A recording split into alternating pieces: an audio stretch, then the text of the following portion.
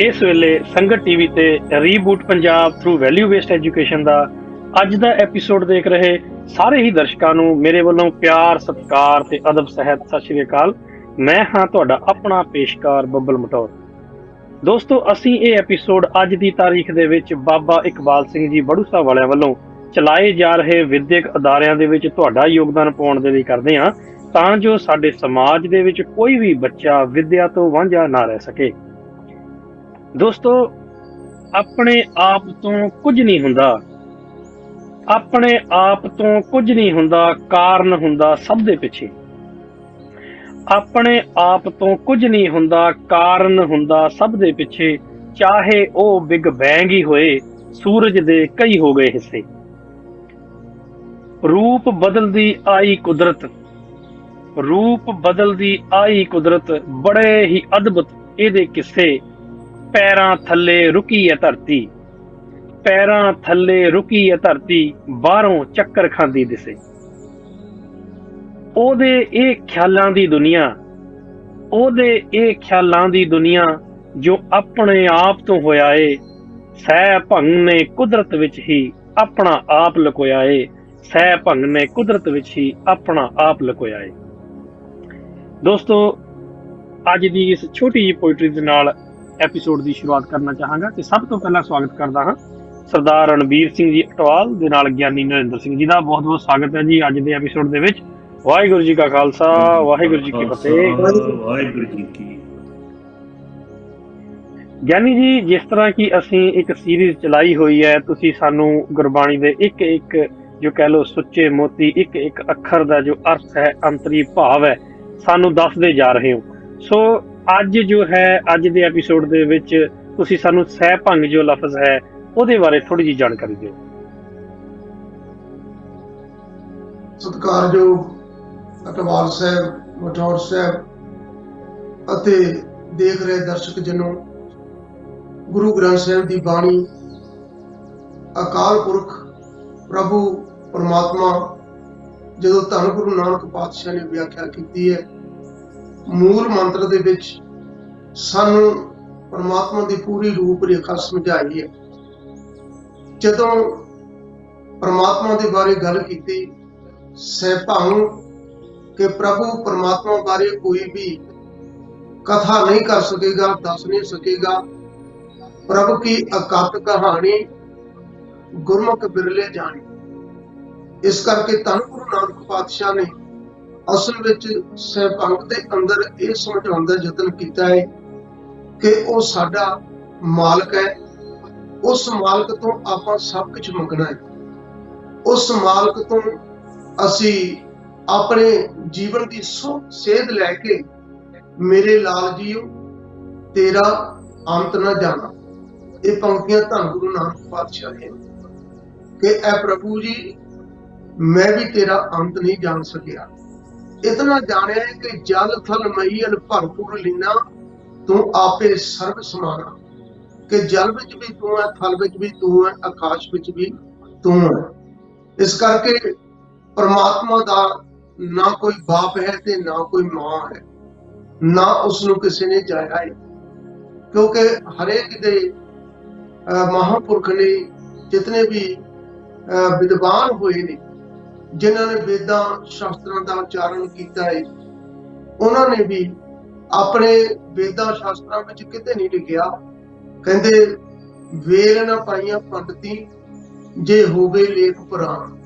ਜੇ ਵੱਡੇ ਵੱਡੇ ਪੰਡਤ, ਪੀਰ, ਪਕੰਬਰ ਕਿਤੇ ਪਰਮਾਤਮਾ ਬਾਰੇ ਜਾਣ ਜਾਂਦੇ ਤਾਂ ਜ਼ਰੂਰ ਕਿਤੇ ਨਾ ਕਿਤੇ ਲਿਖ ਦਿੰਦੇ, ਵੇਲ ਨਾ ਪਾਈਆਂ ਪੰਡਤੀ, ਜੇ ਹੋਵੇ ਲੇਖ ਪੁਰਾਣ। ਵਕਤ ਨਾ ਪਾਇਓ ਕਾਦੀਆਂ ਦੇ ਲਿਖਣ ਲੈ ਕੁਰਾਨ। ਕਹਿੰਦੇ ਕਾਜੀ ਲੋਕ ਮੁਹੰਮਦ ਵਰਗੇ ਉਹ ਕਿਤੇ ਨਾ ਕਿਤੇ ਜ਼ਰੂਰ ਕੁਰਾਨ ਸ਼ਰੀਫ ਦੇ ਵਿੱਚ ਲਿਖ ਦਿੰਦੇ, ਪਰ ਨਹੀਂ ਲਿਖ ਸਕੇ, ਨਹੀਂ ਦੱਸ ਸਕੇ।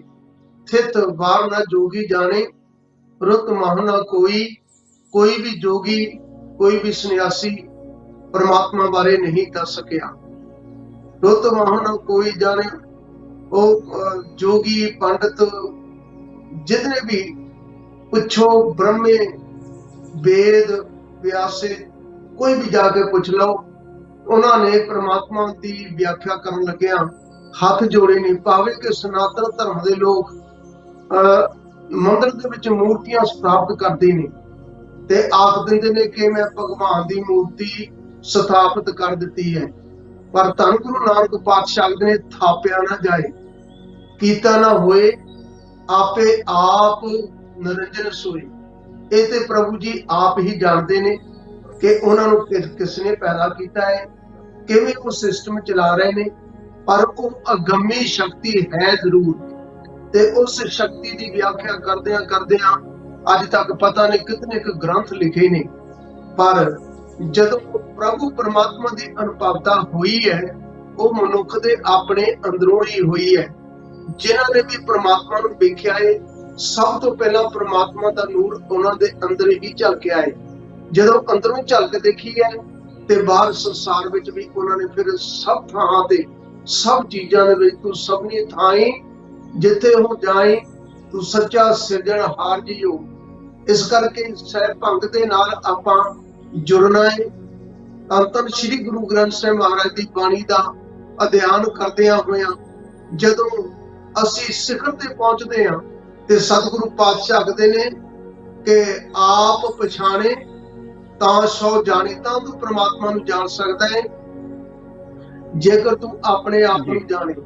ਪਰ ਆਪਣੇ ਆਪ ਨੂੰ ਜਾਣਨਾ ਕੀ ਹੈ? ਕਹਿੰਦੇ ਇਸ ਮਨ ਤੋਂ ਕੋਈ ਖੋਜੋ ਪਾਏ। ਕਹਿੰਦੇ ਪ੍ਰਮਾਤਮਾ ਦੀ ਖੋਜ ਤੇ ਬਹੁਤ ਦੂਰ ਦੀ ਗੱਲ ਹੈ। ਅੱਜ ਤੱਕ ਆਪਣੇ ਹੀ ਮਨ ਦਾ ਨਹੀਂ ਪਤਾ ਲੱਗਾ ਕਿ ਇਹ ਛਿਨ ਵਿੱਚ ਕੀ ਸੋਚਦਾ ਹੈ, ਪਲ ਵਿੱਚ ਕੀ ਸੋਚਦਾ ਹੈ। ਕਦੀ ਨੈਗੇਟਿਵ ਸੋਚਦਾ ਹੈ, ਕਦੀ ਪੋਜ਼ਿਟਿਵ ਸੋਚਦਾ ਹੈ। ਤੇ ਇਸ ਕਰਕੇ ਜਦ ਤੱਕ ਸਾਨੂੰ ਮਨ ਦੀ ਸਮਝ ਨਹੀਂ, ਮਨ ਸਮਝਾਵਨ ਕਾਰਨ ਕਛੁ ਇੱਕ ਪੜ੍ਹੀਏ ਗਿਆਨ ਪੜ੍ਹਿਆ ਹੈ ਪਰ ਮਨ ਨਹੀਂ ਸਮਝਿਆ। ਮਨ ਦੇ ਵਿੱਚ ਜਿਹੜੀ ਪ੍ਰਮਾਤਮਾ ਨੇ ਆਪਣੀ ਜੋਤ ਜਗਾਈ ਹੈ, ਉਹ ਅਸੀਂ ਪੜ੍ਹਦੇ ਜ਼ਰੂਰ ਹੈ ਕਿ ਮਨ ਦੀ ਜੋਤ ਸਰੂਪ ਹੈ ਆਪਣਾ ਮੂਲ ਪਛਾਣ, ਪਰ ਉਸ ਨੂੰ ਅਸੀਂ ਕਿਵੇਂ ਪਛਾਣ ਸਕਦੇ ਹਾਂ, ਕਿਵੇਂ ਜਾਣ ਸਕਦੇ ਹਾਂ? ਇਹ ਸਾਨੂੰ ਯਤਨ ਕਰਨਾ ਪਊਗਾ ਕਿ ਗੁਰਬਾਣੀ ਦੇ ਅੰਦਰ ਜੋ ਕੁਝ ਵੀ ਲਿਖਿਆ ਹੈ, ਮਨੁੱਖ ਉਸ ਢੰਗ ਦੇ ਨਾਲ ਸੰਘਰਸ਼ ਕਰੇ, ਉਸ ਢੰਗ ਦੇ ਨਾਲ ਖੋਜ ਕਰੇ, ਤਾਂ ਜਾ ਕੇ ਅਸੀਂ ਸਹਿਬ ਭੰਗ ਨੂੰ ਥੋੜਾ ਜਿਹਾ ਆਪਾਂ ਜਾਣ ਸਕਾਂਗੇ। ਲੇਕਿਨ ਪੂਰਨ ਤੌਰ ਤੇ ਪ੍ਰਮਾਤਮਾ ਬਾਰੇ ਕੋਈ ਵਿਆਖਿਆ ਨਹੀਂ ਕਰ ਸਕਿਆ। ਤੇ ਇਸ ਕਰਕੇ ਸਾਨੂੰ ਨਮਸਕਾਰ ਕਰਨੀ ਚਾਹੀਦੀ ਹੈ ਧੰਨ ਧੰਨ ਸ਼੍ਰੀ ਗੁਰੂ ਗ੍ਰੰਥ ਸਾਹਿਬ ਮਹਾਰਾਜ ਜੀ। ਬਿਲਕੁਲ ਗਿਆਨੀ ਜੀ, ਜੋ ਤੁਸੀਂ ਕਹਿ ਰਹੇ ਹੋ ਕਿ ਇਹ ਗੁਰਬਾਣੀ ਜਿਹੜੀ ਹੈ ਇਹਨੂੰ ਵੀ ਖੋਜਣਾ ਹੈ, ਆਪਣੇ ਮਨ ਨੂੰ ਵੀ ਖੋਜਣਾ ਹੈਗਾ ਆ। ਸੋ ਸਹਿਬ ਭੰਗ ਤੋਂ ਕਹਿ ਲਓ ਵੀ ਇੱਕ ਐਲੀਮੈਂਟ ਸਾਨੂੰ ਇਹ ਮਿਲਦਾ ਹੈਗਾ ਕਿ ਜੇ ਅਸੀਂ ਇਹ ਮੰਨੀਏ ਕਿ ਹਰ ਲੋਕਾਈ ਦੀ ਹਰ ਇੱਕ ਚੀਜ਼ ਦੇ ਵਿੱਚ ਪ੍ਰਮਾਤਮਾ ਆਪ ਇੱਕ ਐਸੀ ਹਸਤੀ ਹੈ ਜੋ ਵਸਿਆ ਹੋਇਆ ਹੈ, ਲੁਕਿਆ ਹੋਇਆ ਹੈ, ਸਾਡਾ ਜੀਵਨ ਦਾ ਦ੍ਰਿਸ਼ਟੀਕੋਣ ਵੀ ਬਦਲ ਜਾਏਗਾ, ਨਜ਼ਰੀਆ ਬਦਲ ਜਾਏਗਾ, ਜ਼ਿੰਦਗੀ ਜੀਣ ਦਾ ਢੰਗ ਬਦਲ ਜਾਏਗਾ। ਬੜੀਆਂ ਮੈਨੂੰ ਲੱਗਦਾ ਕਿ ਵਡਮੁੱਲੀਆਂ ਕਹਿ ਲਓ ਕਿ ਵੈਲਿਊਜ਼ ਸਾਡੇ ਨਜ਼ਰੀਏ ਦੇ ਵਿੱਚ, ਸਾਡੇ ਜ਼ਿਹਨ ਦੇ ਵਿੱਚ ਵਸ ਜਾਣਗੀਆਂ। ਅਟਵਾਲ ਸਾਹਿਬ, ਤੁਹਾਡਾ ਕੀ ਨਜ਼ਰੀਆ ਹੈ ਜੀ, ਜੋ ਗਿਆਨੀ ਜੀ ਨੇ ਅੱਜ ਸਾਨੂੰ ਇਹਨੇ ਕੀਮਤੀ ਜੋ ਕਹਿ ਲਓ ਬੋਲਾਂ ਦੇ ਨਾਲ ਸਾਨੂੰ ਇਹ ਦੱਸਿਆ ਹੈ ਕਿ ਚਾਹੇ ਉਹ ਲਫ਼ਜ਼ ਬਿਆਨਿਆ ਨਹੀਂ ਜਾ ਸਕਦਾ, ਪਰ ਫਿਰ ਵੀ ਉਹਦੇ ਕੋਲੋਂ ਜੋ ਸਿੱਖਿਆ ਜਾ ਸਕਦਾ ਉਹਦੀ ਵੀ ਕੋਈ ਸੀਮਾ ਨਹੀਂ। ਗੁਰਬਾਣੀ ਦਾ ਫਰਮਾਨ ਹੈ, ਜੋ ਬ੍ਰਹਿਮੰਡੇ ਸੋਈ ਪਿੰਡੇ। ਦੇਖੋ, ਅਸੀਂ ਇਹ ਸੀਰੀਜ਼ ਸ਼ੁਰੂ ਕੀਤੀ ਸੀ ਕਿ ਕਲਗੀਧਰ ਟਰਸਟ ਦੇ ਵਿੱਚ ਜੋ ਇੱਕ ਐਜੂਕੇਸ਼ਨ ਸਿਸਟਮ ਹੈ, ਉਹਦੇ ਵਿੱਚ ਗੁਰੂ ਗ੍ਰੰਥ ਸਾਹਿਬ ਦੀ ਵਿੱਦਿਆ ਨੂੰ ਅਹਿਮੀਅਤ ਨੰਬਰ 1 ਪ੍ਰਾਇੋਰਟੀ ਦਿੱਤੀ ਗਈ ਹੈ। ਸੋ ਜਦੋਂ ਅਸੀਂ ਗੁਰੂ ਗ੍ਰੰਥ ਸਾਹਿਬ ਦੀ ਵਿੱਦਿਆ ਨੂੰ ਨੰਬਰ 1 ਪ੍ਰਾਇੋਰਟੀ ਦਿੰਦੇ ਹਾਂ ਤਾਂ ਇਹਦਾ ਮਤਲਬ ਹੈ ਕਿ ਅਸੀਂ ਜੋ ਗੁਰੂ ਗ੍ਰੰਥ ਸਾਹਿਬ ਦੇ ਵਿੱਚ ਗਿਆਨ ਹੈ, ਜੋ ਵੈਲਿਊਜ਼ ਹੈ, ਜੋ ਕਦਰਾਂ ਕੀਮਤਾਂ ਆ, ਉਹ ਅਸੀਂ ਆਪਣੇ ਬੱਚਿਆਂ ਨੂੰ ਸਭ ਤੋਂ ਪਹਿਲਾਂ ਉਹ ਸਿਖਾਉਣੀਆਂ ਜ਼ਰੂਰੀ ਮੰਨਦੇ ਉਸ ਚੀਜ਼ ਨੂੰ। ਸੋ ਇੱਕ ਬਹੁਤ ਹੀ ਇੱਕ ਵਿਲੱਖਣ ਮਿਸ਼ਨ ਹੈ ਤੇ ਇਹ ਮਿਸ਼ਨ ਇਸ ਵੇਲੇ ਨੀਅਰਲੀ ਅੱਧੇ ਪੰਜਾਬ ਨੂੰ ਛੋਹ ਰਿਹਾ ਹੈ ਤੇ ਇਹਦਾ ਜਿਹੜਾ ਅਲਟੀਮੇਟ ਏਮ ਹੈ ਕਿ ਪੂਰੀ ਦੁਨੀਆ ਦੇ ਵਿੱਚ ਇੱਕ ਸ਼ਾਂਤੀ ਦੇ ਕੰਮ ਕਰਨੇ ਵਾਲਾ, ਸ਼ਾਂਤੀ ਦੇ ਨਾਲ ਰਹਿਣ ਵਾਲਾ ਇੱਕ ਸਮਾਜ ਦੀ ਸਿਰਜਣਾ ਕਰਨੀ, ਗਲੋਬਲ ਸਿਟੀਜ਼ਨਸ ਪੈਦਾ ਕਰਨੇ। ਸੋ ਅਸੀਂ ਹਾਲੇ ਪਹੁੰਚੇ ਹਾਂ ਕਿ ਮੂਲ ਮੰਤਰ ਦਾ ਹੀ ਅਸੀਂ ਜਿਹੜੀ ਵੈਲਿਊਜ਼ ਹੈ, ਮੂਲ ਮੰਤਰ ਦੇ ਅਸੀਂ ਸ਼ੁਰੂ ਕੀਤਾ ਸੀ, ਏਕ ਓਂਕਾਰ ਸਤਿਨਾਮ ਕਰਤਾ ਪੁਰਖ ਨਿਰਭਉ ਨਿਰਵੈਰ ਅਕਾਲ ਮੂਰਤ ਅਜੂਨੀ ਸੈਭੰ। ਅੱਜ ਅਸੀਂ ਸੈਭੰ ਦੇ ਉੱਤੇ ਕਰ ਰਹੇ ਹਾਂ ਕਿ ਜਿਹੜਾ ਪਰਮਾਤਮਾ ਹੈ, ਸੈਭੰ ਦਾ ਲਿਟਰਲ ਇੰਗਲਿਸ਼ ਮੀਨਿੰਗ ਹੋ ਗਿਆ ਸੈਲਫ ਐਗਜ਼ਿਸਟੈਂਟ, ਕਿ ਉਹ ਇੱਕ ਐਸੀ ਇੱਕ ਇੰਡੀਪੈਂਡੈਂਟ ਤਾਕਤ ਹੈ ਜੋ ਕਿ ਕਿਸੇ ਦੇ ਉੱਤੇ ਡਿਪੈਂਡੈਂਟ ਨਹੀਂ, ਜਿਹਨੂੰ ਕਿਸੇ ਸਹਾਰੇ ਦੀ ਲੋੜ ਨਹੀਂ, ਜਿਹਦਾ ਕੋਈ ਅੰਤ ਨਹੀਂ, ਜਿਹਦੇ ਤੋਂ ਵੱਡੀ ਹੋਰ ਕੋਈ ਤਾਕਤ ਨਹੀਂ। ਸੋ ਅਸੀਂ ਜਦੋਂ ਸਹਿਬੰਗ ਦਾ ਇਹਨੂੰ ਜਿੰਨਾ ਮਤਲਬ ਪੂਰੇ ਮੂਲ ਮੰਤਰ ਦੇ ਵਿੱਚ ਅਸੀਂ ਜਿੰਨਾ ਵੀ ਖੋਜ ਕਰੀ ਜਾਵਾਂਗੇ ਉਹਦਾ ਅੰਤ ਕੋਈ ਨਹੀਂ। ਸੋ ਇਹ ਮੂਲ ਮੰਤਰ ਤੋਂ ਬਾਅਦ ਫਿਰ ਜਪਜੀ ਸਾਹਿਬ, ਫਿਰ ਪੂਰਾ ਗੁਰੂ ਗ੍ਰੰਥ ਸਾਹਿਬ, ਜੋ ਇਹ ਵੈਲਿਊਜ਼ ਆ, ਜੋ ਕੋਰ ਵੈਲਿਊਜ਼ ਆ ਸਾਡੇ ਸਿੱਖ ਧਰਮ ਦੀਆਂ, ਸਿੱਖ ਵੇ ਆਫ ਲਾਈਫ, ਹਾਊ ਐ ਸਿੱਖ relates to this super power, ਜੋ ਕਿ ਸਹਿਬੰਗ ਕੋਈ ਨਾ ਕੋਈ ਹੁੰਦਾ ਕਿ ਅਸੀਂ ਜਿਸ ਤਰ੍ਹਾਂ ਕਹਿੰਦੇ ਆ ਕਿ ਕਿੰਨੇ ਖੰਡ ਬ੍ਰਹਿਮੰਡ ਗ੍ਰਹਿ ਆਪਸ ਦੇ ਚੱਕਰ ਲਾਉਂਦੇ ਇੱਕ ਦੂਸਰੇ ਦੇ ਅੱਗੇ, ਇਹ ਹਵਾ 'ਚ ਕਿਸ ਤਰ੍ਹਾਂ ਚੱਕਰ ਲਾਏ ਜਾਂਦੇ ਆ। ਜਿਸ ਤਰ੍ਹਾਂ ਤੁਸੀਂ ਜੇ ਗੇਂਦ ਵੀ ਹਵਾ 'ਚ ਘੁਮਾਉਣੀ ਹੋਵੇ ਤੇ ਉਹਨੂੰ ਰੱਸੀ ਨਾਲ ਬੰਨ੍ਹ ਕੇ ਆਪਣੀ ਉਂਗਲੀ ਨਾਲ ਘੁਮਾਉਣਾ ਪੈਂਦਾ। ਜੀ ਬਿਲਕੁਲ। ਸੋ ਇਹ ਜਿਹੜੀ ਤੁਹਾਨੂੰ ਤਾਕਤ ਹੈ ਜਿਹੜੀ ਦਿਸਦੀ ਨਹੀਂ, ਉਹਦੇ ਪਿੱਛੇ ਵੀ ਕਈ ਤਾਕਤਾਂ ਜਿਹੜੀਆਂ ਨਹੀਂ ਦਿਸਦੀਆਂ। ਜਿਸ ਤਰ੍ਹਾਂ ਇਹ ਹੁਣ ਖੰਡ ਬ੍ਰਹਿਮੰਡ ਜੋ ਆਪਸ 'ਚ ਇੱਕ ਦੂਸਰੇ ਦੇ ਅੱਗੇ ਚੱਕਰ ਲਾਉਂਦੇ ਨੇ, ਇਹਨਾਂ ਨੂੰ ਇੱਕ ਤਾਕਤ ਜਿਹੜੀ ਗ੍ਰੈਵੀਟੇਸ਼ਨਲ ਪੁੱਲ ਹੈ, ਉਹ ਗ੍ਰੈਵਿਟੀ ਦੀ ਪਾਵਰ ਹੈ ਜਿਹੜੀ ਦਿਸਦੀ ਅੱਖਾਂ ਨੂੰ ਦਿਸਦੀ ਨਹੀਂ, ਪਰ ਉਹ ਪਾਵਰ ਦੇ ਹਿਸਾਬ ਨਾਲ ਹੀ ਉਹ ਤਾਰੇ ਚੰਦ ਤਾਰੇ ਸੂਰਜ ਧਰਤੀ ਇੱਕ ਦੂਸਰੇ ਗ੍ਰਹਿ ਦੇ ਅੱਗੇ ਚੱਕਰ ਕੱਟਦੇ ਨੇ। ਸੋ ਸਹਿਬੰਗ ਹੈ ਕਿ ਜਿਸ ਤਰ੍ਹਾਂ ਤੁਸੀਂ ਦੱਸਿਆ ਆਪਣੀ ਕਵਿਤਾ ਦੇ ਵਿੱਚ ਜੋ ਲਾਈਨਾਂ ਲਿਖੀਆਂ ਤੁਸੀਂ ਦੱਸੀਆਂ ਅੱਜ ਸਟਾਰਟਿੰਗ ਦੇ ਵਿੱਚ, ਕਿ ਇਸ ਤਾਕਤ ਦਾ ਇੱਕ ਅੰਦਾਜ਼ਾ ਲਗਾਉਣਾ ਬਹੁਤ ਹੀ ਮੁਸ਼ਕਲ ਹੈ। ਇਹ ਕਿਸ ਤੋਂ ਪੈਦਾ ਹੋਈ, ਕਿਸ ਤਰ੍ਹਾਂ ਹੋਈ? ਤੁਸੀਂ ਬਿਗ ਬੈਂਗ ਥਿਊਰੀ ਬਾਰੇ ਥੋੜਾ ਜਿਹਾ ਇੰਟਰੋਡਕਸ਼ਨ ਦਿੱਤੀ ਹੈ, ਪਰ ਉਹ ਹੈ ਕਿ ਇਹ ਕਹਿੰਦੇ ਨੇ ਕਿ ਇੱਕ ਅੱਖ ਦੇ ਫੁਰਕੇ ਦੇ ਵਿੱਚ ਇਹ ਸਾਰਾ ਸਾਡੇ ਸ੍ਰਿਸ਼ਟੀ ਦੀ ਸਿਰਜਣਾ ਕਰਦੀ। ਜਿਹੜੀ ਸ਼ਕਤੀ ਨੇ ਸ੍ਰਿਸ਼ਟੀ ਦੀ ਸਿਰਜਣਾ ਕੀਤੀ, ਉਹ ਸ਼ਕਤੀ ਕਿੰਨੀ ਵੱਡੀ ਹੋਏਗੀ। ਸੋ ਸ੍ਰਿਸ਼ਟੀ ਨੂੰ ਸਿਰਜਣ ਵਾਲੀ ਇੱਕ ਸ਼ਕਤੀ ਹੈ, ਤੇ ਉਸ ਸ਼ਕਤੀ ਦਾ ਬੇਸ ਕੀ ਹੈ? ਤੋ ਇਹ ਮਤਲਬ ਅਸੀਂ ਉਹਦੇ 'ਚ ਹੈ ਕਿ ਉਹ ਸ਼ਕਤੀ ਹੈ, ਉਹ ਸਹਿਬੰਗ ਹੈ, ਆਪਣੇ ਆਪ ਤੋਂ ਉਹ ਪੈਦਾ ਹੋਈ ਸ਼ਕਤੀ ਹੈ। ਉਹਦੇ ਵਿੱਚ ਕੋਈ ਕਿਸੇ ਦਾ ਕੋਈ ਸਹਾਰਾ ਨਹੀਂ, ਉਹ ਇੱਕ ਆਜ਼ਾਦ ਸ਼ਕਤੀ ਹੈ, ਉਹ ਜਨਮ ਮਰਨ ਤੋਂ ਬਾਹਰ ਦੀ ਸ਼ਕਤੀ ਹੈ, ਉਹ ਮੌਤ ਅਕਾਲ ਤੋਂ ਵੀ ਉੱਪਰ ਹੈ। ਸੋ ਜਿੰਨੇ ਵੀ ਗੁਣ, ਜਿੰਨੇ ਵੀ ਤੁਸੀਂ ਵਡਿਆਈਆਂ ਉਸ ਸ਼ਕਤੀ ਦੀਆਂ ਵਰਣਨ ਕਰ ਲਓ, ਉਹ ਘੱਟ ਨੇ। ਸੋ ਦੇ ਨਾਲ ਐਸੀ ਸ਼ਕਤੀ ਦੇ ਨਾਲ ਪਿਆਰ ਕਰਨਾ ਹੀ ਇੱਕ ਸਿੱਖ ਧਰਮ ਹੈ। ਜੀ ਬਿਲਕੁਲ ਬਿਲਕੁਲ। ਵੈਲਿਊ ਇੱਕ ਬਹੁਤ ਹੀ ਵੱਡੀ ਵੈਲਿਊ ਹੈ ਜੇ ਅਸੀਂ ਸਮਝ ਲਈਏ, ਕਿਉਂਕਿ ਅਸੀਂ ਸਾਰੇ ਜਾਣਦੇ ਹਾਂ ਕਿ ਖਾਲਸਾ ਅਕਾਲ ਪੁਰਖ ਕੀ ਫੌਜ, ਪ੍ਰਗਟਿਓ ਖਾਲਸਾ ਪਰਮਾਤਮ ਕੀ ਮੌਜ, ਜਬ ਲਗ ਖਾਲਸਾ ਰਹੇ ਨਿਆਰਾ ਤਬ ਲਗ ਤੇਜ ਦਿਓ ਮੈਂ ਸਾਰਾ। ਸੋ ਇਹਦੇ 'ਚ ਬਿਲਕੁਲ ਇੱਕ ਅਟੱਲ ਸੱਚਾਈ ਹੈ, ਇੱਕ ਸਮਝਣ ਦੀ ਲੋੜ ਹੈ, ਇੱਕ ਫੀਲ ਕਰਨ ਦੀ ਲੋੜ ਹੈ ਕਿ ਪਰਮਾਤਮਾ ਨੇ ਜਿਹੜੀ ਖਾਲਸਾ ਦੀ ਸਿਰਜਣਾ ਕੀਤੀ ਹੈ, ਉਹਦੇ ਵਿੱਚ ਆਪਣੀ ਤਾਕਤ ਭਰ ਦਿੱਤੀ ਹੈ ਸਾਰੀ। ਜਿਸ ਤਰ੍ਹਾਂ ਅਸੀਂ ਆਪਣੇ ਪੜ੍ਹਦੇ ਆ ਰਹੇ ਹਾਂ ਗੁਰੂਆਂ ਦੀ ਹਿਸਟਰੀ, ਇਤਿਹਾਸ, ਧਰਮ ਬਾਰੇ, ਕਿ ਗੁਰੂ ਗੋਬਿੰਦ ਸਿੰਘ ਜੀ ਦੇ ਬਾਰੇ ਸਾਰੇ ਜਾਣਦੇ ਨੇ ਕਿ ਵਾਹ ਵਾਹ ਗੁਰੂ ਗੋਬਿੰਦ ਸਿੰਘ ਆਪੇ ਗੁਰ ਚੇਲਾ। ਉਹਨੇ ਪ੍ਰੂਵ ਕਰ ਦਿੱਤਾ ਕਿ ਚੇਲੇ ਤੇ ਗੁਰੂ ਦੇ ਵਿੱਚ ਫਰਕ ਨਹੀਂ। ਚੇਲੇ ਤੇ ਗੁਰੂ ਦੇ ਵਿੱਚ ਫਰਕ ਨਹੀਂ, ਤੇ ਗੁਰੂ ਤੇ ਗੋਬਿੰਦ ਦੇ ਵਿੱਚ ਫਰਕ ਨਹੀਂ। ਸੋ ਇਹਦਾ ਮਤਲਬ ਕਿ ਆਮ ਇਨਸਾਨ ਨੂੰ ਇੱਕ ਰੱਬ ਦਾ ਰੁਤਬਾ ਦੇ ਦਿੱਤਾ। ਸੋ ਇਹ ਧਰਮ ਦੀ ਵਿਲੱਖਣਤਾ ਹੈ। ਇਸ ਕਰਕੇ ਜੋ ਵੈਲਿਊਜ਼ ਗੁਰੂ ਗ੍ਰੰਥ ਸਾਹਿਬ ਦੇ ਵਿੱਚ, ਜੋ ਵੈਲਿਊਜ਼ ਕਲਗੀਧਰ ਟਰੱਸਟ ਆਪਣੇ ਬੱਚਿਆਂ ਨੂੰ ਸਟਾਰਟਿੰਗ ਦੀ ਏਜ ਤੋਂ, ਇੱਕ ਨਰਸਰੀ ਤੋਂ, ਰਿਸੈਪਸ਼ਨ ਤੋਂ, 3 ਸਾਲ ਦੀ ਉਮਰ ਤੋਂ ਇਹੋ ਵੈਲਿਊਜ਼ ਦੇ ਨਾਲ ਜੋੜ ਰਿਹਾ ਹੈ, ਨਿਤਨੇਮ ਦੇ ਨਾਲ ਜੋੜ ਰਿਹਾ, ਤਾਂ ਕਿ ਬੱਚੇ ਗੁਰਬਾਣੀ ਪੜ੍ਹਨ ਤੇ ਗੁਰਬਾਣੀ ਦੇ ਵਿੱਚ ਆਪਣਾ, ਕਿਉਂਕਿ ਹਰ ਇੱਕ ਇਨਸਾਨ ਦੀ ਆਪਣੀ ਆਪਣੀ ਸਮਰੱਥਾ ਹੈ, ਉਹ ਆਪਣੀ ਸਮਰੱਥਾ ਦੇ ਅਨੁਸਾਰ ਇਹਨਾਂ ਵੈਲਿਊ ਦੇ ਵਿੱਚ ਆਪਣਾ ਜੀਵਨ ਢਾਲ ਕੇ ਇੱਕ ਰੋਲ ਮਾਡਲ ਬਣ ਕੇ ਸਮਾਜ ਦੇ ਵਿੱਚ ਇੱਕ ਪੂਰੀ ਦੁਨੀਆ ਵਾਸਤੇ ਚਾਨਣ ਮਨਾਰਾ ਤੇ ਇਸ ਜਿਹੜੀ ਸਿਰਜਣਾ ਹੈ ਵਾਹਿਗੁਰੂ ਅਕਾਲ ਪੁਰਖ ਦੀ, ਉਹਨੂੰ ਇੱਕ ਧਰਤੀ ਦੇ ਉੱਤੇ, ਜਿਸ ਵਿੱਚ ਧਰਤੀ ਥਾਪ ਰੱਖੀ ਧਰਮਸਾਲ। ਇਹ ਧਰਮਸਾਲ ਤਾਂ ਹੀ ਬਣੇਗੀ ਜੇ ਧਰਮੀ ਬੰਦਿਆਂ ਦਾ ਬੋਲਬਾਲਾ ਹੋਏਗਾ, ਸਿੱਖੀ ਦਾ ਬੋਲਬਾਲਾ ਹੋਏਗਾ। ਸੋ ਇਹ ਗੱਲ ਹੈ ਕਿ ਜਿਹੜਾ ਵੀ ਸਾਡਾ ਐਜੂਕੇਸ਼ਨ ਸਿਸਟਮ ਹੈ, ਜੇ ਉਹ ਇਹਨਾਂ ਵੈਲਿਊਜ਼ ਦੇ ਉੱਤੇ ਪਹਿਰਾ ਨਹੀਂ ਦਿੰਦਾ ਤੇ ਉਹ ਫੇਲ ਹੈ। ਉਹ ਫੇਲ ਹੈ, ਅਸੀਂ ਉਹ ਦੇਖ ਰਹੇ ਹਾਂ, ਤੇ ਉਹ ਹੋ ਵੀ ਰਿਹਾ। ਪੂਰਾ ਪੰਜਾਬ ਇਸ ਵੇਲੇ ਫੇਲ ਹੈ। ਸੋ ਇਹ ਸੰਸਥਾ ਬਚੀ ਹੋਈ ਹੈ ਜਿਹੜੀ ਕਿ ਇਸ ਵੇਲੇ ਅੱਧੇ ਪੰਜਾਬ ਨੂੰ ਕਵਰ ਕਰ ਰਹੀ ਹੈ। 130 ਸਕੂਲਾਂ ਦੇ ਰਾਹੀਂ ਨੀਅਰਲੀ 6,500 ਪਿੰਡਾਂ ਦੇ ਬੱਚੇ ਜਿਨ੍ਹਾਂ ਦੇ ਨੈਟਵਰਕ, ਅਕਾਲ ਅਕੈਡਮੀ ਦੇ ਨੈਟਵਰਕ ਦੇ ਵਿੱਚ ਉਹਨਾਂ ਕੋਲ ਐਕਸੈਸ ਹੈਗੀ ਹੈ, ਉਹ ਇਹਨਾਂ ਸਕੂਲਾਂ 'ਚ ਜਾ ਸਕਦੇ ਆ। ਤੇ ਸੰਸਥਾ ਦਾ ਮਿਸ਼ਨ ਵੀ ਇਹੀ ਹੈ ਕਿ ਜਿਹੜਾ ਸਿੱਖੀ ਸਰੂਪ ਹੈ ਤੇ ਜਿਹੜਾ ਗੁਰਬਾਣੀ ਦਾ ਮੈਸੇਜ ਹੈ, ਉਹ ਸਾਡਾ ਇੱਕ ਜਿਹੜਾ ਸਿੱਖੀ ਡਿਸਿਪਲਿਨ ਹੈ ਉਹ 'ਤੇ ਕੰਪਰੋਮਾਈਜ਼ ਅਸੀਂ ਨਹੀਂ ਕਰ ਸਕਦੇ।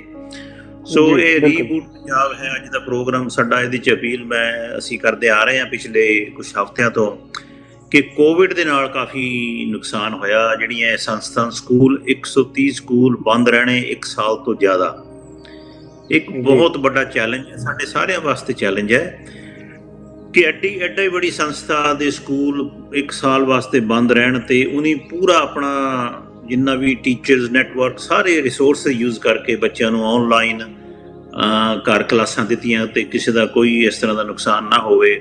ਪੂਰੀ ਮਿਹਨਤ ਕਰਕੇ ਬੱਚਿਆਂ ਨੂੰ ਨਾਲ ਜੋੜੀ ਰੱਖਿਆ। ਪਰ ਇਹ ਕੋਵਿਡ-19 ਕਰਕੇ ਜਿਸ ਤਰ੍ਹਾਂ ਕਿ ਤੁਹਾਨੂੰ ਪਤਾ ਹੀ ਹੈ ਕਿ ਬੱਚਿਆਂ ਪੂਰੇ 70,000 ਬੱਚੇ ਆ, ਜਿਨ੍ਹਾਂ ਦੇ ਵਿੱਚੋਂ 28,000 ਬੱਚੇ ਐਸੇ ਨੇ ਕਿ ਜਿਹੜੇ ਕੋਈ ਨਾ ਕੋਈ ਕੰਸੈਸ਼ਨ, ਕਿਸੇ ਨੂੰ ਅੱਧੀ ਕਿਸੇ ਨੂੰ ਪੂਰੀ ਫੀਸ ਮਾਫ ਹੈ। ਸੋ ਜਿਹੜੇ ਫੀਸਾਂ ਆਉਂਦੀਆਂ ਵੀ ਨੇ ਇਸ ਕ੍ਰਾਈਸਿਸ ਦੇ ਵਿੱਚ ਉਹ ਫੀਸਾਂ ਨੀਅਰਲੀ 36 ਕਰੋੜ ਦੀਆਂ ਫੀਸਾਂ ਨਹੀਂ ਆਈਆਂ ਤੇ ਉਹਨਾਂ ਦੀ ਆਉਣ ਦੀ ਆਸ ਵੀ ਕੋਈ ਨਹੀਂ ਹੈ। ਸੋ ਜਿੰਨੀਆਂ ਵੀ ਬੜੀ ਸੰਸਥਾ ਹੁੰਦੀਆਂ ਇਹਨਾਂ ਦੀ ਜਿਹੜੀ ਬੈਂਕ ਫੈਸਿਲਿਟੀ ਹੁੰਦੀ ਹੈ ਉਹਦੇ ਉੱਤੇ ਫਿਰ ਡਿਪੈਂਡ ਕਰਨਾ ਪੈਂਦਾ। ਸੋ ਅਸੀਂ ਇੱਕ ਅਪੀਲ ਕੀਤੀ ਸੀ ਜਦੋਂ ਸਟਾਰਟਿੰਗ 'ਚ ਅਪੀਲ ਕੀਤੀ ਸੀ ਅਕਾਲ ਯੂਨੀਵਰਸਿਟੀ ਵਾਸਤੇ, ਜੋ ਕਿ 500 ਕਰੋੜ ਦਾ ਪ੍ਰੋਜੈਕਟ ਸੀ। ਇੰਗਲੈਂਡ ਦੀਆਂ ਸੰਗਤਾਂ ਨੇ ਬਹੁਤ ਵੱਧ ਚੜ੍ਹ ਕੇ ਹਿੱਸਾ ਪਾਇਆ। ਉਹਦੇ ਵਿੱਚ ਅਪੀਲ ਵੀ ਬਾਬਾ ਜੀ ਨੇ ਐਸੀ ਕੀਤੀ ਸੀ ਕਿ ਜਿਹੜਾ ਅਕਾਲ ਯੂਨੀਵਰਸਿਟੀ ਦੇ ਵਿੱਚ ਗੁਰੂ ਕੀ ਕਾਸ਼ੀ, ਜੋ ਕਿ ਦਸਮ ਪਿਤਾ ਦਾ ਇੱਕ ਬਚਨ ਸੀ ਕਿ ਇਸ ਤਰ੍ਹਾਂ ਦਾ ਵਿੱਦਿਆ ਦਾ ਸੈਂਟਰ ਉੱਥੇ ਬਣੇਗਾ ਦਮਦਮਾ ਸਾਹਿਬ, ਬਾਬਾ ਜੀ ਨੇ ਅਪੀਲ ਕੀਤੀ ਸੀ ਕਿ ਜਿਹੜਾ ਅਕਾਲ ਯੂਨੀਵਰਸਿਟੀ ਦੇ ਵਿੱਚ ਇੱਕ ਕਮਰੇ ਦੀ ਸੇਵਾ 5,000 ਪਾਉਂਡ ਦੀ ਲਏਗਾ, ਉਹ ਗੁਰੂ ਗੋਬਿੰਦ ਸਿੰਘ ਜੀ ਦੀ ਗੋਦ ਵਿੱਚ ਜਾ ਕੇ ਬੈਠੇਗਾ। ਸੋ ਸੰਗਤਾਂ ਨੇ ਬਹੁਤ ਵੱਧ ਚੜ੍ਹ ਕੇ ਹਿੱਸਾ ਪਾਇਆ ਇਹਦੇ ਵਿੱਚ। ਮੈਨੂੰ ਲੱਗਦਾ ਨੀਲੀ 250 ਦੇ ਕਰੀਬ ਕਮਰਿਆਂ ਦੀ ਸੇਵਾ ਇਕੱਲੇ ਇੰਗਲੈਂਡ ਤੋਂ ਹੋਈ। ਸੋ ਉਹ ਜੋ ਸੰਤਾਂ ਦੇ ਬਚਨ ਸੀ ਉਹ ਸੰਗਤਾਂ ਨੇ ਵੱਧ ਚੜ੍ਹ ਕੇ ਕਮਾਏ। ਤੇ ਕਿਉਂਕਿ ਬਜਟ ਸਾਰਾ ਜੋ ਸੀ 500 ਕਰੋੜ ਦਾ ਸੀ ਤੇ ਉਹ ਜਿਸ ਤਰ੍ਹਾਂ ਵੀ ਹੈ ਉਹਨੀ ਲੋਨ ਲੈ ਕੇ, ਜਿਸ ਤਰ੍ਹਾਂ ਵੀ ਫੇਜ਼ 1 ਫੇਜ਼ 2 ਨੀਅਰਲੀ ਕੰਪਲੀਟ ਹੋ ਗਏ, ਫੇਜ਼ 3 ਦਾ ਕੰਮ ਚੱਲ ਰਿਹਾ ਹੈ। ਸੋ ਸੰਗਤਾਂ ਅੱਗੇ ਅਪੀਲ ਹੈ ਕਿ ਜੇ ਅਸੀਂ ਬਾਬਾ ਜੀ ਦੇ ਬਚਨ ਕਮਾ ਲਈਏ, ਨੰਬਰ 1 ਅਪੀਲ ਹੈ ਕਿ ਅਸੀਂ ਜਿਹੜੀ ਅਕਾਲ ਯੂਨੀਵਰਸਿਟੀ ਦਾ ਪ੍ਰੋਜੈਕਟ ਜਿੰਨਾ ਚਿਰ ਨਹੀਂ ਕੰਪਲੀਟ ਹੁੰਦਾ ਉਹਨਾਂ ਚਿਰ ਅਸੀਂ ਕੋਸ਼ਿਸ਼ ਕਰੀਏ ਅਸੀਂ ਆਪਣੇ ਦਸਵੰਧ ਵਿੱਚੋਂ ਇੱਕ ਕਮਰੇ ਦੀ ਸੇਵਾ ਜਿਹੜੀ 5,000 ਪਾਉਂਡ ਦੀ ਹੈ ਜਾਂ ਉਹ ਕਰੀਏ, ਜਾਂ ਫਿਰ ਜਿਹੜਾ ਅੱਜ ਤੱਕ ਦਾ ਖਰਚਾ ਹੋਇਆ, ਅੱਜ ਤੱਕ ਦਾ ਯੂਨੀਵਰਸਿਟੀ ਦਾ ਜੋ ਪ੍ਰੋਜੈਕਟ ਉਹਨੂੰ ਕੰਪਲੀਟ ਕਰਨ ਵਾਸਤੇ ਘੱਟੋ ਘੱਟ ਇਸ ਵੇਲੇ ਜਿਹੜਾ ਲੋਨ ਸੰਸਥਾ ਦੇ ਉੱਤੇ 80 ਕਰੋੜ ਦਾ ਲੋਨ ਆ, ਜਿਹਦੇ ਵਿੱਚ ਕਿ 36 ਕਰੋੜ ਹੈ ਵਿੱਦਿਆ ਦਾ, ਜਿਹੜਾ ਕੋਵਿਡ ਕਰਕੇ ਵੀ ਵੱਧ ਗਿਆ ਹੈ। ਤੇ ਬਾਬਾ ਜੀ ਨੇ ਹੁਣ ਫਿਰ ਅਪੀਲ ਕੀਤੀ ਹੈ ਕਿ ਉਹਨਾਂ ਦਾ ਧੰਨਵਾਦ ਹੈ ਸਾਰਿਆਂ ਦਾ ਜਿਨ੍ਹਾਂ ਨੇ ਸਾਨੂੰ ਇੱਥੇ ਤੱਕ ਪਹੁੰਚਾਇਆ। ਪਰ ਹੁਣ ਜਿਹੜਾ ਕ੍ਰਾਈਸਿਸ ਦਾ ਟਾਈਮ ਹੈ ਇਹਦੇ ਵਿੱਚ ਵੀ ਜਿਹੜਾ ਲੋਨ ਉਤਾਰਨ ਵਾਸਤੇ 5,000 ਦੀ ਸੇਵਾ ਕਰੇਗਾ ਉਹ ਵੀ ਗੁਰੂ ਗੋਬਿੰਦ ਸਿੰਘ ਜੀ ਦੀ ਗੋਦ ਵਿੱਚ ਜਾ ਕੇ ਬੈਠੇਗਾ।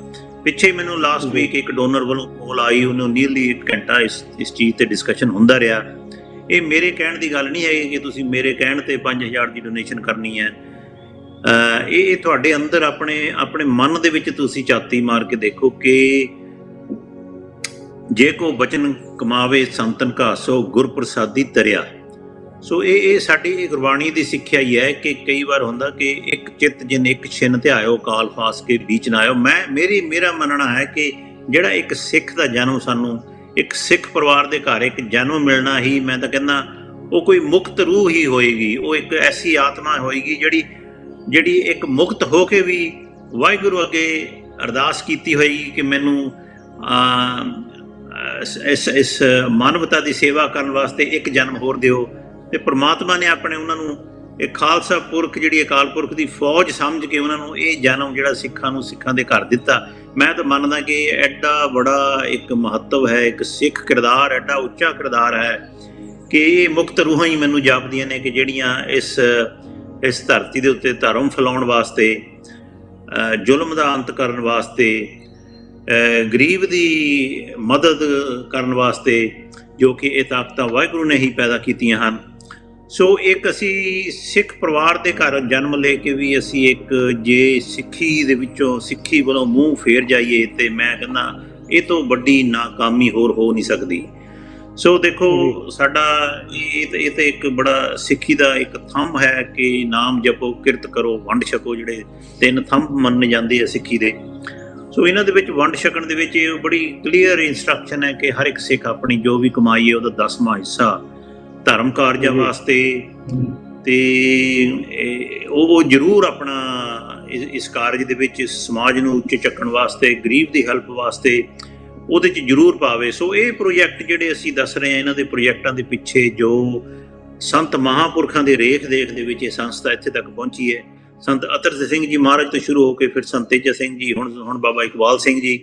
ਸੋ ਇਹ ਇੱਕ ਸੰਤਾਂ ਦਾ ਬਚਨ ਸਮਝ ਕੇ, ਇੱਕ ਸੰਤਾਂ ਨੇ ਸਮਝੋ ਆਪਣੀ ਜ਼ਿੰਦਗੀ ਦੀ ਸਾਰੀ ਕਮਾਈ ਤੁਹਾਡੀ ਝੋਲੀ ਦੇ ਵਿੱਚ ਪਾ ਦਿੱਤੀ ਹੈ, ਇਹ ਬਚਨ ਜਿਨ ਕਮਾ ਲਿਆ। ਸੋ ਬਚਨ ਮੈਂ ਫਿਰ ਦੁਬਾਰਾ ਕਰ ਜਾਵਾਂ ਕਿ ਜੇ ਗੁਰੂ ਗੋਬਿੰਦ ਸਿੰਘ ਜੀ ਦਾ ਬਚਨ ਸੀ ਕਿ ਦਮਦਮਾ ਸਾਹਿਬ ਇੱਕ ਵਿਦਿਆ ਦਾ ਕੇਂਦਰ ਬਣੇਗਾ, ਉਹ ਬਾਬਾ ਇਕਬਾਲ ਸਿੰਘ ਜੀ ਦਾ ਕਲਗੀਧਰ ਟਰੱਸਟ ਦਾ ਇੱਕ ਸੁਪਨਾ ਸੀ। ਉਹਨੇ ਕਿਹਾ ਕਿ ਭਾਈ ਮੈਨੂੰ ਭਾਵਾਂ ਆਪਣੇ ਆਪ ਨੂੰ ਵੇਚ ਕੇ ਇਹੋ ਯੂਨੀਵਰਸਿਟੀ ਬਣਾਉਣੀ ਪਵੇ, ਇਹ ਯੂਨੀਵਰਸਿਟੀ ਜ਼ਰੂਰ ਮੇਰੇ ਜੀਂਦੇ ਜੀ ਇਹ ਬਣਨੀ ਚਾਹੀਦੀ ਹੈ। ਸੋ ਉਹਦੇ ਤੇ ਸੰਗਤਾਂ ਦਾ ਬਹੁਤ ਧੰਨਵਾਦ ਹੈ ਜਿਹਨੀ ਵੱਧ ਚੜ ਕੇ ਇੰਗਲੈਂਡ ਤੋਂ ਸੇਵਾ ਜਾ ਚੁੱਕੀ ਹੈ। ਸੋ ਉਹ ਸੰਗਤਾਂ ਜਿਨ੍ਹਾਂ ਨੇ ਇਸ ਬਚਨ ਨੂੰ ਕਮਾਇਆ ਤੇ 5-5 ਹਜ਼ਾਰ ਕਮਰਿਆਂ ਦੀ ਸੇਵਾ ਕੀਤੀਆਂ, ਅੱਜ ਉਹੀ ਯੂਨੀਵਰਸਿਟੀ ਫੇਜ਼ 3 ਦੇ ਵਿੱਚ ਪਹੁੰਚ ਰਹੀ ਹੈ। ਤੇ ਉਹ ਸੇਵਾ, ਉਹ ਅਪੀਲ ਹਾਲੇ ਵੀ ਜਾਰੀ ਹੈ ਕਿ ਤੁਸੀਂ ਆਪਣੇ ਦਸਵੰਧ ਵਿੱਚੋਂ ਇੱਕ 5000 ਪਾਉਂਡ ਦੀ ਸੇਵਾ ਜੇ ਉਸ ਯੂਨੀਵਰਸਿਟੀ ਲਈ ਕਰੋਗੇ ਤਾਂ ਇਹ ਜੇ ਉਹਨਾਂ ਸੰਤਾਂ ਦਾ ਬਚਨ ਕਮਾਉਂਦੇ ਹੋ ਤਾਂ ਸਮਝੋ ਤੁਹਾਡੀ ਇਹ ਮੁਕਤੀ ਦਾ ਸਭ ਤੋਂ ਇੱਕ ਸਸਤਾ ਸੌਦਾ ਹੈ। ਦੂਸਰਾ ਇਹ ਹੈ ਕਿ ਜਿਹੜੇ ਚਲੋ ਪਹਿਲਾਂ ਥੋੜੇ ਪਿਛੜ ਗਏ, ਹੁਣ ਜਿਹੜਾ ਲੋਨ ਨੂੰ ਲਾਉਣਾ ਵੀ ਉਹ ਵੀ ਬਰਾਬਰ ਦੀ ਸੇਵਾ ਹੈ, ਕਿਉਂਕਿ ਬਹੁਤਾ ਜਿਹੜਾ ਲੋਨ ਹੈ ਉਹ ਗੁਰੂ ਕੀ ਕਾਸ਼ੀ ਵਾਸਤੇ ਲਿਆ ਗਿਆ ਸੀ। ਤੇ ਜਿਹੜਾ ਉਹ 120 ਕਰੋੜ ਦਾ ਲੋਨ ਸੀ, ਪਹਿਲਾਂ 13-14% ਵਿਆਜ ਉੱਥੇ ਇੰਡੀਆ ਦੇ ਵਿੱਚ ਸੀ, ਹੁਣ ਤੇ ਚਲੋ ਉਹਨੇ ਰੀਨੈਗੋਸ਼ੀਏਟ ਕਰਕੇ ਕੋਈ 9-10% ਦੇ ਆਸ-ਪਾਸ ਲੈ ਆਂਦਾ। ਜਿਹੜਾ ਲੋਨ 120 ਕਰੋੜ ਤੋਂ ਘੱਟ ਕੇ 50 ਕਰੋੜ ਤੱਕ ਆ ਗਿਆ ਸੀ ਤੇ ਕੋਵਿਡ ਕਰਕੇ ਹੁਣ ਦੁਬਾਰਾ 80 ਕਰੋੜ ਤੇ ਪਹੁੰਚ ਗਿਆ। ਸੋ ਫਿਰ ਬਾਬਾ ਜੀ ਨੇ ਹੁਣ ਇਹ ਬਚਨ ਫਿਰ ਦੁਹਰਾਏ ਨੇ ਕਿ ਭਾਈ ਜਿਹੜਾ 5-5000 ਪਾਉਂਡ ਇਸ ਲੋਨ ਲਾਉਣ ਵਾਸਤੇ ਡੋਨੇਸ਼ਨ ਕਰੇਗਾ, ਉਹ ਗੁਰੂ ਗੋਬਿੰਦ ਸਿੰਘ ਜੀ ਦੀ ਗੋਦ ਵਿੱਚ ਜਾ ਕੇ ਬੈਠੇਗਾ। ਬਹੁਤ ਵੱਡਾ ਸੰਗਤਾਂ ਨੂੰ ਮਾਣ ਬਖਸ਼ਿਆ। ਉਹਨੇ ਆਪਣੀ ਜ਼ਿੰਦਗੀ ਦੀ ਪੂਰੀ ਕਮਾਈ ਸੰਗਤਾਂ ਦੀ ਝੋਲੀ ਦੇ ਵਿੱਚ ਪਾ ਦਿੱਤੀ ਹੈ। ਸੋ ਜਿਨੀ ਇਹ ਪ੍ਰੋਗਰਾਮ ਸੁਣ ਕੇ ਮੈਂ ਤਾਂ ਕਹਿੰਦਾ ਇਸ ਜੋ ਨਿਊਜ਼ ਹੈ, ਖਬਰ ਹੈ, ਜੋ ਸੰਤਾਂ ਦੇ ਬਚਨ ਨੇ, ਇਹਨੂੰ ਅੱਗ ਵਾਂਗੂ ਫੈਲਾ ਦੇਣਾ ਚਾਹੀਦਾ ਹੈ ਤਾਂ ਕਿ ਇਹ ਸੰਸਥਾ ਇੱਕ ਲੋਨ ਮੁਕਤ ਹੋ ਸਕੇ, ਤਾਂ ਕਿ ਜਿੰਨੇ ਵੀ ਆਪਣੇ ਗਰੀਬ ਬੱਚੇ ਜਿਹੜੇ ਨਹੀਂ ਫੀਸਾਂ ਦੇ ਸਕਦੇ ਉਹਨਾਂ ਨੂੰ ਵੀ ਬਾਬਾ ਜੀ ਨੇ ਕਿਹਾ ਕਿ ਸਾਡਾ ਲੋਨ ਉਤਰ ਜਾਇਆ, ਅਸੀਂ ਘੱਟੋ ਘੱਟ 10,000 ਬੱਚੇ ਹੋਰ ਫਰੀ ਸੰਸਥਾ ਵਿੱਚ ਪੜ੍ਹਾ ਸਕਦੇ ਹਾਂ। ਸੋ ਸੰਗਤਾਂ ਦੇ ਅੱਗੇ ਹੱਥ ਜੋੜ ਕੇ ਬੇਨਤੀ ਹੈ ਕਿ ਜਿਸ ਤਰ੍ਹਾਂ ਪਹਿਲਾਂ ਤੁਸੀਂ ਇਸ ਸੰਸਥਾ ਨੂੰ ਬਹੁਤ ਵੱਡਾ ਸਹਾਰਾ ਦਿੱਤਾ ਹੈ, ਆਪਣਾ ਦਸਵੰਧ ਸਫਲ ਕੀਤਾ ਹੈ, ਸੋ ਹੁਣ ਫਿਰ ਇਹ ਬਾਬਾ ਜੀ ਦੀ ਅਪੀਲ ਦੇ ਉੱਤੇ ਥੋੜਾ ਧਿਆਨ ਦੇ ਕੇ ਇਸ ਪਾਸੇ ਆਪਣੇ ਦਸਵੰਧ ਵਿੱਚੋਂ ਇੱਕ ਵਨ ਆਫ ਡੋਨੇਸ਼ਨ 5000 ਪਾਉਂਡ ਦੀ ਜ਼ਰੂਰ ਕਰੋ, ਤਾਂ ਕਿ ਇਹ ਜਿਹੜਾ ਲੋਨ ਹੈ ਉਹ ਸੰਸਥਾ ਲੋਨ ਮੁਕਤ ਹੋ ਸਕੇ ਤੇ ਵੱਧ ਚੜ ਕੇ ਆਪਣੇ ਰਿਸੋਰਸਿਸ ਹੈ ਕਿ ਜਿਹੜੇ ਬੱਚੇ ਗਰੀਬ ਬੱਚੇ ਨੇ, ਅੰਮ੍ਰਿਤਧਾਰੀ ਪਰਿਵਾਰਾਂ ਦੇ ਬੱਚੇ ਨੇ, ਨਹੀਂ ਫੀਸਾਂ ਦੇ ਸਕਦੇ, ਕੋਵਿਡ-19 ਦੇ ਵਿੱਚ ਕਾਫੀ ਉਹਨਾਂ ਬੱਚਿਆਂ ਦੇ ਵਿੱਚ ਵਾਧਾ ਹੋਇਆ ਹੈ, ਉਹਨਾਂ ਨੂੰ ਸਪਾਂਸਰ ਕਰੋ ਜਿਸ ਤਰ੍ਹਾਂ ਵੀ ਕਰ ਸਕਦੇ ਹੋ। ਹੁਣ ਜਿਹੜੀ ਨਵੀਂ ਅਪੀਲ ਸਾਨੂੰ ਇਹ, ਕਿਉਂਕਿ ਆਨਲਾਈਨ ਕਲਾਸਾਂ ਹੋ ਰਹੀਆਂ 130 ਸਕੂਲਾਂ ਦੇ ਵਿੱਚ, ਮੈਨੂੰ ਲੱਗਦਾ ਕਿ ਨੀਅਰਲੀ 800 ਤੋਂ ਜ਼ਿਆਦਾ ਕੰਪਿਊਟਰ ਦੀ ਜ਼ਰੂਰਤ ਹੈ। ਸੋ ਇਹ ਜਿਹੜੀਆਂ ਜ਼ਰੂਰਤਾਂ ਹੈਗੀਆਂ ਇਹ ਫੀਸਾਂ ਦੇ ਵਿੱਚੋਂ ਨਹੀਂ ਪੂਰੀਆਂ ਹੁੰਦੀਆਂ, ਕਿਉਂਕਿ ਸੰਸਥਾ ਦਾ ਬੇਸ ਹੀ ਡੋਨੇਸ਼ਨ ਹੈ। ਸੰਗਤਾਂ ਨੇ ਪਹਿਲਾਂ ਆਪਣੀਆਂ ਜ਼ਮੀਨਾਂ ਡੋਨੇਟ ਕੀਤੀਆਂ, ਫਿਰ ਬਿਲਡਿੰਗਾਂ ਵਾਸਤੇ ਡੋਨੇਸ਼ਨਾਂ ਦਿੱਤੀਆਂ, ਪਰ ਰਿਜ਼ਲਟ ਵੀ ਬਹੁਤ ਵਧੀਆ ਹੈ। ਜੋ ਰਿਜ਼ਲਟ ਹੈ ਉਹ ਸਾਡੇ ਸਾਹਮਣੇ ਹੈ ਕਿ 70,000 ਬੱਚੇ ਨੇ, ਰਿਜ਼ਲਟ ਸਾਰਿਆਂ ਨਾਲੋਂ ਪਿੰਡਾਂ ਦੇ ਅਕੈਡਮੀਆਂ ਦੇ ਸ਼ਹਿਰਾਂ ਨਾਲੋਂ ਵਧੀਆ ਰਿਜ਼ਲਟ ਆ ਰਹੇ ਨੇ। ਤੇ ਉਹਦਾ ਜਿਹੜਾ ਕ੍ਰੈਡਿਟ ਉਹ ਸਾਰਾ ਇਸ ਵਿੱਦਿਆ ਨੂੰ ਜਾਂਦਾ ਕਿ ਜਿਹੜਾ ਗੁਰਮਤ ਵਾਲੇ ਡਿਸਿਪਲਿਨ 'ਚ ਆ ਗਿਆ, ਉਹਦੇ ਅੱਗੇ ਕੋਈ ਵਿੱਦਿਆ ਹੋਰ ਕੋਈ ਰੁਕਾਵਟ ਨਹੀਂ ਉਹਦੀ ਜ਼ਿੰਦਗੀ ਦੇ ਵਿੱਚ ਰਹਿ ਜਾਂਦੀ। ਸੋ ਸੰਗਤਾਂ ਅੱਗੇ ਹੱਥ ਜੋੜ ਕੇ ਬੇਨਤੀ ਹੈ ਕਿ ਜਿੱਥੇ ਅੱਜ ਅਸੀਂ ਇੱਕ ਵੈਲਿਊ ਸਹਿਭੰਗ, ਇਸ ਵੈਲਿਊ ਜੋ ਕਿ ਪ੍ਰਮਾਤਮਾ ਆਪਣੇ ਆਪ ਦੇ ਵਿੱਚ ਇੱਕ ਇਸ ਤਰ੍ਹਾਂ ਦੀ ਤਾਕਤ ਹੈ, ਉਸ ਤਾਕਤ ਨਾਲ ਅਸੀਂ ਪਿਆਰ ਕਰੀਏ।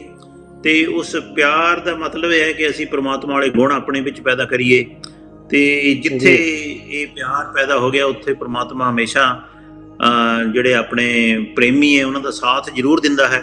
ਸੋ ਜਿਹੜਾ ਵੀ ਇਸ ਸੰਬੰਧ ਦੇ ਵਿੱਚ ਆਪਣਾ ਹਿੱਸਾ ਇਸ ਸੇਵਾ 'ਚ ਪਾਏਗਾ, ਤੇ ਮੇਰਾ ਤਾਂ ਇਹ ਵਿਸ਼ਵਾਸ ਹੈ ਕਿ ਉਹਨੂੰ ਕੋਈ ਕਿਸੇ ਤਰ੍ਹਾਂ ਦੀ ਕਮੀ ਪ੍ਰਮਾਤਮਾ ਨਹੀਂ ਰਹਿਣ ਦੇਗਾ। ਸੋ ਇਹਦੇ 'ਚ ਵੱਧ ਚੜ ਕੇ ਆਪਣਾ ਹਿੱਸਾ ਪਾਓ। ਜਿਹੜੀ ਵੈਲਿਊਜ਼ ਅਸੀਂ ਇਹੋ ਹੈ, ਜਿਹੜੀ ਗੁਰਬਾਣੀ ਦੀ ਵੈਲਿਊਜ਼ ਹੈ, ਪਰ ਸੰਗਤਾਂ ਅੱਗੇ ਬੇਨਤੀ ਹੱਥ ਜੋੜਦੇ ਕਿ ਆਪ ਤੁਸੀਂ ਖੋਜ ਕਰੋ, ਆਪ ਇਸ ਗੁਰਬਾਣੀ ਨੂੰ ਪੜ੍ਹੋ, ਆਪਣੇ ਨਿਤਨੇਮ ਨੂੰ ਵਧਾਓ, ਗੁਰਬਾਣੀ ਦੇ ਜੋ ਡੇਲੀ ਤੁਸੀਂ ਜੋ ਪਾਠ ਕਰਨਾ ਉਹਨੂੰ ਵਧਾਓ, ਸਹਿਜ ਪਾਠ ਕਰੋ, ਅਖੰਡ ਪਾਠੀ ਬਣੋ। ਸੋ ਇਹਦੇ ਵਿੱਚੋਂ ਜੋ ਤੁਹਾਨੂੰ ਵੈਲਿਊਜ਼, ਆਪ ਹੀ ਇਹਦੀ ਐਨਾਲਿਸਿਸ ਕਰਕੇ ਆਪਣੇ ਜੀਵਨ ਨੂੰ ਸਫਲਾ ਕਰੋ। ਸੋ ਅੱਜ ਦੀ ਸਾਡੀ ਇਹ ਜਿਹੜੀ ਬੇਨਤੀ ਹੈ, ਕੰਪਿਊਟਰ ਵਾਸਤੇ ਅਪੀਲ ਹੈ 150 ਪਾਉਂਡ ਇੱਕ ਕੰਪਿਊਟਰ ਦੀ ਜੇ ਛੋਟੀ ਸੇਵਾ ਕਰ ਸਕਦੇ ਹੋ, ਜਿੰਨਾ ਵੀ ਆਪਣੀ ਸਮਰੱਥਾ ਦੇ ਹਿਸਾਬ ਨਾਲ ਆਪਣੇ ਦਸਵੰਧ ਵਿੱਚੋਂ ਕਰ ਸਕਦੇ ਹੋ। ਜੇ ਅਕਾਲ ਯੂਨੀਵਰਸਿਟੀ ਦੇ ਪ੍ਰੋਜੈਕਟ ਦੀ 5000 ਪਾਉਂਡ ਦੀ ਸੇਵਾ ਹੈ, ਲੋਨ ਉਤਾਰਨ ਵਾਸਤੇ 5000 ਪਾਉਂਡ ਦੀ ਸੇਵਾ ਹੈ, ਇੱਕ ਕੰਪਿਊਟਰ ਦੀ ਸੇਵਾ 150 ਪਾਉਂਡ ਦੀ ਹੈ। ਸੋ ਜਿਸ ਤਰ੍ਹਾਂ ਵੀ ਕਰ ਸਕਦੇ ਹੋ, ਵੱਧ ਚੜ ਕੇ ਇਸ ਸੰਸਥਾ ਨੂੰ ਆਪਣੀ ਸੰਸਥਾ ਸਮਝ ਕੇ, ਦਸਮ ਪਿਤਾ ਦੀ ਸੰਸਥਾ ਸਮਝ ਕੇ ਇਹਦੇ ਚ ਵੱਧ ਚੜ ਕੇ ਹਿੱਸਾ ਪਾਓ। ਜੀ ਬਿਲਕੁਲ ਜੀ ਅਟਵਾਲ ਸਾਹਿਬ ਜੀ, ਮੈਂ ਤੁਹਾਡੇ ਨਾਲ ਸਹਿਮਤ ਹਾਂ ਇੱਕ ਦੋ ਯੂਨੀਕ ਐਲੀਮੈਂਟਸ ਕਰਕੇ। ਉਹ ਇਹ ਹੈ ਕਿ ਜਦੋਂ ਵੀ ਅਸੀਂ ਸਮਾਜ ਦੇ ਵਿੱਚ ਗੱਲ ਕਰਦੇ ਹਾਂ, ਹਮੇਸ਼ਾ ਹੀ ਹੁੰਦਾ ਹੈ ਕਿ ਇਮਾਰਤਾਂ ਤੇ ਬੜਾ ਪੈਸਾ ਲੱਗ ਰਿਹਾ, ਗੁਰਦੁਆਰੇ ਬਹੁਤ ਬਣ ਰਹੇ, ਬਿਲਡਿੰਗਾਂ ਬਹੁਤ ਬਣ ਰਹੀਆਂ। ਇੰਸਟੈਡ ਹਰੇਕ ਬੰਦਾ ਹੀ ਇਹਦਾ ਪਹਿਲੀ ਪ੍ਰਾਇੋਰਟੀ, ਪਹਿਲੀ ਐਡਵਾਈਸ ਹੁੰਦੀ ਹੈ ਕਿ ਸਕੂਲਾਂ ਤੇ ਖਰਚਣਾ ਚਾਹੀਦਾ, ਐਜੂਕੇਸ਼ਨ ਤੇ ਖਰਚਣਾ ਚਾਹੀਦਾ। ਤੇ ਜੇਕਰ ਹੁਣ ਕੋਈ ਸੰਸਥਾ ਨੇ ਇਹ ਪਹਿਲ ਕੀਤੀ ਹੋਈ ਹੈ, ਹਾਲਾਂਕਿ ਬੜੇ ਲੰਬੇ ਸਮੇਂ ਤੋਂ ਕਹਿ ਲਓ ਇਹ ਉਪਰਾਲੇ ਹੋ ਰਹੇ ਸੀ, ਪਰ ਜੇਕਰ ਹੁਣ ਕਰੰਟ ਸਿਚੁਏਸ਼ਨ ਦੇ ਵਿੱਚ ਜੇਕਰ ਕੋਈ ਸੰਸਥਾ ਨੇ ਬੀੜਾ ਚੁੱਕਿਆ ਹੋਇਆ, ਟਰਾਂਸਫਾਰਮ ਕਰ ਰਹੇ ਹੈਗੇ ਆ ਰੂਰਲ ਏਰੀਆਜ਼ ਨੂੰ, ਹਨਾ ਜੀ, ਐਡਵਾਂਸ ਟੈਕਨੋਲੋਜੀ ਦੇ ਨਾਲ, ਇੰਫਰਾਸਟ੍ਰਕਚਰ ਦੇ ਨਾਲ। ਸੋ ਮੈਨੂੰ ਲੱਗਦਾ ਹੈ ਵੀ ਲੋਕਾਂ ਨੂੰ ਇਹ ਸੋਚਣਾ ਚਾਹੀਦਾ ਆ ਕਿ ਇਹਨਾਂ ਨੂੰ ਜੋ ਹੈ ਕਰਜ਼ਾ ਮੁਕਤ ਕੀਤਾ ਜਾਵੇ, ਜੋ ਵੀ ਲੋਨ ਹੁਣ ਫੇਰ ਐਕਸਟੈਂਡ ਹੋ ਗਿਆ ਹਨਾ, ਉਹਨੂੰ ਵੀ ਕਹਿ ਲਓ ਵੀ ਉਤਾਰਿਆ ਜਾਵੇ, ਤਾਂ ਕਿ ਕਿਉਂਕਿ ਵੱਡੀ ਚੀਜ਼ ਕੀ ਹੈ, ਉਹਦੇ ਨਾਲ ਫ੍ਰੀ ਅਪ ਹੋਣ ਦੇ ਨਾਲ ਇੱਕ ਸੰਸਥਾ ਦੀ, ਆਰਗੇਨਾਈਜੇਸ਼ਨ ਦੀ ਕੈਪੈਸਿਟੀ ਜਿਹੜੀ ਹੈ ਉਹ ਹੁਣ ਬੋਟਲਨੈਕ ਬਣੀ ਹੋਈ ਹੈ, ਉਹ ਓਪਨ ਅਪ ਹੋ ਜਾਏਗੀ। ਹੋਰ ਫ੍ਰੀ ਸਟੂਡੈਂਟ, ਹੋਰ ਜਿਹੜੇ ਬੱਚੇ ਨਹੀਂ ਪੜ੍ਹ ਸਕਦੇ, ਉਹਨਾਂ ਨੂੰ ਵਿੱਦਿਆ ਦੇਣ ਦੇ ਲਈ। ਯਾਨੀ ਜੀ ਅਖੀਰ ਦੇ ਵਿੱਚ ਮੈਂ ਤੁਹਾਡੇ ਕੋਲ ਆਉਣਾ ਚਾਹਾਂਗਾ ਚੰਦ ਲਫ਼ਜ਼ਾਂ ਦੇ ਲਈ, ਕਿ ਚੰਦ ਮਿੰਟਾਂ ਦੇ ਲਈ ਤੁਸੀਂ ਕੀ ਕਹਿਣਾ ਚਾਹੋਗੇ ਅੱਜ ਸਾਰੇ ਇਸ ਪ੍ਰੋਗਰਾਮ ਦੇ ਬਾਰੇ 'ਚ, ਅਪੀਲਾਂ ਦੇ ਬਾਰੇ ਦੇ ਵਿੱਚ ਤੁਸੀਂ ਸੰਗਤਾਂ ਦੇ ਨਾਲ ਕੀ ਸਾਂਝ ਪਾਉਣਾ ਚਾਹੋਗੇ? ਜਿਸ ਢੰਗ ਦੇ ਨਾਲ ਅਟਵਾਲ ਜੀ ਨੇ ਸੰਸਥਾ ਦੇ ਬਾਰੇ ਸਮਝਾਇਆ ਔਰ ਅਪੀਲ ਕੀਤੀ ਹੈ ਕਿ ਇਸ ਵੇਲੇ ਕੰਪਿਊਟਰਾਂ ਦੇ ਵਾਸਤੇ ਮਾਇਆ ਦੀ ਲੋੜ ਹੈ। ਜਿਹੜੀ ਸੰਸਥਾ ਮਾਨਵਤਾ ਦੇ ਭਲੇ ਵਾਸਤੇ ਸੰਘਰਸ਼ ਕਰ ਰਹੀ ਹੈ, ਦਿਨ ਰਾਤ ਮਿਹਨਤ ਕਰ ਰਹੀ ਹੈ, ਤੇ ਸਾਨੂੰ ਸਭ ਨੂੰ ਇਹ ਚਾਹੀਦਾ ਕਿ ਅਸੀਂ ਐਸੀ ਸੰਸਥਾ ਦੇ ਨਾਲ ਮੋਢਾ ਲਾ ਕੇ ਚੱਲੀਏ, ਤਾਂ ਕਿ ਮਾਨਵਤਾ ਦਾ ਜੋ ਭਵਿੱਖ ਹੈ ਉਹ ਉਜਲਾ ਹੋਵੇ। ਆਉਣ ਵਾਲੀ ਜੋ ਜਨਰੇਸ਼ਨ ਹੈ ਉਹਦਾ ਅਨਪੜ੍ਹਤਾ ਤੋਂ ਛੁਟਕਾਰਾ ਹੋਵੇ, ਪੜ੍ਹਿਆ ਹੋਵੇ। ਜੇ ਮਨੁੱਖ ਬੱਚਾ ਪੜ੍ਹਿਆ ਹੋਵੇਗਾ ਤੇ ਉਹ ਦੇਸ਼ ਤਰੱਕੀ ਵੱਲ ਜਾਵੇਗਾ, ਕੌਮ ਤਰੱਕੀ ਵੱਲ ਜਾਵੇਗੀ, ਤੇ ਉਹ ਪਰਿਵਾਰ ਕਦੇ ਘਾਟੇ ਵਿੱਚ ਨਹੀਂ ਜਾਵੇਗਾ।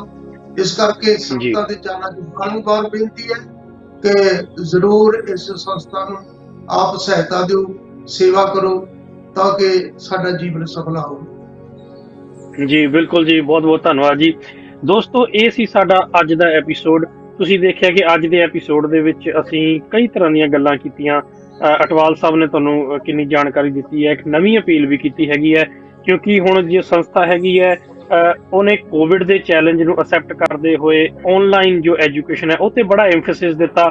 ਉਹਦੇ ਲਈ ਰਿਸੋਰਸਿਸ ਤਾਂ ਫਿਰ ਐਕਸਟਰਾ ਲੱਗਣੀ ਸੀ। ਉਹਦੇ ਲਈ ਜੇਕਰ ਹੁਣ ਤੁਸੀਂ ਕੋਈ ਸੇਵਾ ਕਰਨੀ ਚਾਹੁੰਦੇ ਹੋ ਤਾਂ ਉਹਦੇ ਲਈ ਇਹ ਓਪਰਚੁਨਿਟੀ ਹੈਗੀ ਹੈ। ਕਈ ਵਾਰ ਸੱਜਣ ਪੁੱਛਦੇ ਵੀ ਹੈਗੇ ਆ ਕਿ ਐਜੂਕੇਸ਼ਨ ਦੇ ਵਿੱਚ ਅਸੀਂ ਹੋਰ ਕਿਸ ਤਰ੍ਹਾਂ ਸੇਵਾ ਕਰ ਸਕਦੇ ਹੈਗੇ ਆ, ਤਾਂ ਉਹ ਇਹ ਹੈਗਾ ਹੈ ਕਿ ਕੰਪਿਊਟਰ ਚਾਹੀਦੇ ਹੈਗੇ ਆ। 130 ਅਕਾਲ ਅਕੈਡਮੀਜ਼ ਦੇ ਵਿੱਚ ਟੋਟਲ 800 ਕੰਪਿਊਟਰਸ ਦੀ ਜ਼ਰੂਰਤ ਹੈਗੀ ਹੈ। 150 ਪਾਉਂਡ ਜਿਹੜਾ ਹੈਗਾ ਇਨਫ ਹੋਏਗਾ ਇੱਕ ਕੰਪਿਊਟਰ ਦੇ ਲਈ, ਜੋ ਮਿਨੀਮਮ ਰੱਖਿਆ ਗਿਆ ਹੈਗਾ ਆ, ਇੱਕ ਬੇਸਿਕ ਕੰਪਿਊਟਰ ਰੱਖਿਆ ਗਿਆ ਹੈਗਾ ਆ। ਤੇ ਉਸ ਦੇ ਨਾਲ ਹੀ ਜੋ ਹੁਣ ਲੋਨ ਹੈਗਾ ਆ ਉਹਦੇ ਬਾਰੇ ਤੁਹਾਨੂੰ ਅਟਵਾਲ ਸਾਹਿਬ ਨੇ ਵੀ ਦੱਸਿਆ। ਨਾਲੇ ਦੂਸਰੀ ਗੱਲ ਇਹ ਵੀ ਹੈ, ਅਟਵਾਲ ਸਾਹਿਬ ਨੇ ਇੱਕ ਗੱਲ ਤੁਹਾਨੂੰ ਕਹੀ ਹੈ ਕਿ ਸਾਡੇ ਕਿਸੇ ਦੇ ਕਹੇ ਤੁਸੀਂ ਨਾ ਵਿਸ਼ਵਾਸ ਕਰੋ, ਤੁਸੀਂ ਆਪ ਵਿਜ਼ਿਟ ਕਰੋ, ਤੁਸੀਂ ਬਾਬਾ ਜੀ ਨਾਲ ਗੱਲ ਕਰੋ, ਬੜੂ ਸਾਹਿਬ ਵਾਲੇ, ਤੁਸੀਂ ਆਪ ਉੱਥੇ ਜਾਓ, ਉੱਥੇ ਵਿਜ਼ਿਟ ਕਰੋ, ਆਪ ਦੇਖੋ ਕਿੱਥੇ ਕੀ ਹੋ ਰਿਹਾ ਹੈਗਾ ਆ। ਜੇ ਤੁਹਾਡਾ ਉਹ ਹੱਕ ਸੱਚ ਦੀ ਕਮਾਈ ਦਾ ਇੱਕ ਇੱਕ ਪੈਸਾ ਹੈਗਾ ਆ, ਉਹ ਕਿੱਥੇ ਲੱਗਣਾ ਹੈਗਾ ਆ, ਉਹਦੀ ਇੰਪੋਰਟੈਂਸ ਕੀ ਹੈਗੀ ਹੈ, ਤੁਸੀਂ ਡਿਸਕਸ਼ਨ ਕਰ ਲਓ, ਬਾਬਾ ਜੀ ਨਾਲ ਡਿਸਕਸ਼ਨ ਕਰੋ ਜਾਂ ਸਾਡੀ ਟੀਮ ਨਾਲ ਡਿਸਕਸ਼ਨ ਕਰ ਲਓ। ਸੋ ਅਸੀਂ ਤੁਹਾਨੂੰ ਹਮੇਸ਼ਾ ਜੇ ਅਪੀਲ ਦੇ ਲਈ ਵੀ ਕਹਿੰਦੇ ਆ, ਨਾਲ ਇਹ ਵੀ ਕਹਿੰਦੇ ਆ ਕਿ ਤੁਸੀਂ ਸਮਝੋ, ਪਹਿਲਾਂ ਉਸ ਚੀਜ਼ ਨੂੰ ਸਮਝੋ, ਬਿਲਕੁਲ ਇੱਕਦਮ ਬਿਨਾਂ ਦੇਖੇ ਤੁਸੀਂ ਨਾ ਕਰੋ, ਕਿਉਂਕਿ ਜਿਹੜਾ ਬੰਦਾ ਫਿਰ ਖੁਦ ਇਵੈਲੂਏਟ ਕਰਕੇ ਕੋਈ ਕੰਮ ਕਰਦਾ ਹੈਗਾ ਉਹਨੂੰ ਇੰਪੋਰਟੈਂਸ ਪਤਾ ਹੁੰਦੀ ਹੈ, ਉਹਦੇ ਕੋਲ ਖੁਦ ਜਵਾਬ ਹੁੰਦੇ ਹੈਗੇ ਆ, ਮੈਂ ਜੇਕਰ ਇਹ ਕੰਮ ਕੀਤਾ ਕਿਉਂ ਕੀਤਾ, ਇਹਦਾ ਰੀਜ਼ਨ ਕੀ ਹੈ, ਇਹਦਾ ਮੋਟਿਵ ਕੀ ਹੈ, ਅੱਗੇ ਇਹਦੇ ਨਾਲ ਕੀ ਜੋ ਸੁਧਾਰ ਜੋ ਹੋਏਗਾ। ਸੋ ਅਟਵਾਲ ਸਾਹਿਬ ਤੇ ਗਿਆਨੀ ਜੀ ਬਹੁਤ ਬਹੁਤ ਧੰਨਵਾਦ ਅੱਜ ਦੇ ਐਪੀਸੋਡ ਦੇ ਵਿੱਚ ਜੁੜਨ ਦੇ ਲਈ। ਸੋ ਦੋਸਤੋ, ਅੱਜ ਅਸੀਂ ਲੈਂਦੇ ਹਾਂ ਤੁਹਾਡੇ ਤੋਂ ਇਜਾਜ਼ਤ। ਅਗਲੇ ਐਪੀਸੋਡ ਦੇ ਵਿੱਚ ਫਿਰ ਮੁਲਾਕਾਤ ਹੋਏਗੀ, ਉਦੋਂ ਤੱਕ ਦਿਓ ਜੀ ਸਾਨੂੰ ਸਾਰਿਆਂ ਨੂੰ ਇਜਾਜ਼ਤ। ਵਾਹਿਗੁਰੂ ਜੀ ਕਾ ਖਾਲਸਾ, ਵਾਹਿਗੁਰੂ ਜੀ ਕੀ ਫਤਿਹ।